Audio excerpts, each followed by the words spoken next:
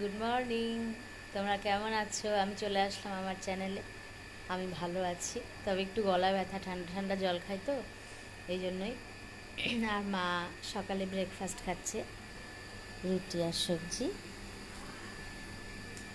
সকালে রুটি আর মিক্সড একটা সবজি বানালাম। দুপুরে এখনও রান্না শুরু করিনি, দেখি কী করবো। ঠিক আছে, আর এখন তো কাজই করব, এখন কাজের টাইম তো। ঠিক আছে, তো তোমরাও কাজ করো, সবারই তো এখন কাজের সময়। পরে আমি আবার আসছি, ওকে?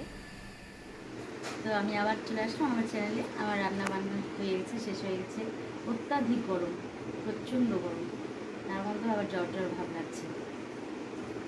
আর এখন আরেকটু পরে পূজা দিব স্নান করে।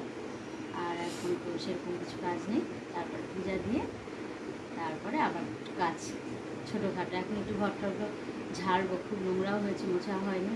ওকে, তো আমি পরে আবার আসছি। হাই গাইস, আমি আজকে একটু সন্ধ্যার পরে দিক দিয়ে হাঁটছি।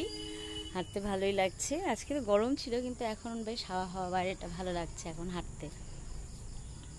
তো যখনই আমি হাঁটি, বিড়ালের বাচ্চাগুলো কী করে, তখনই খেলতে থাকে।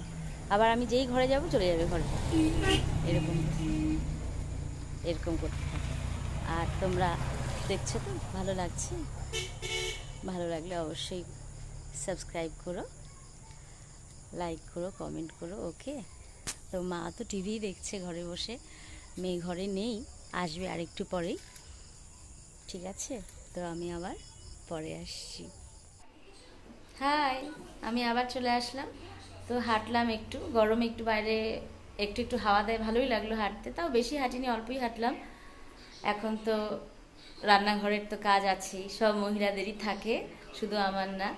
সবসময় রান্নাঘরেরই কাজ বেশি থাকে মহিলাদের, ওই আমারও একই সেম।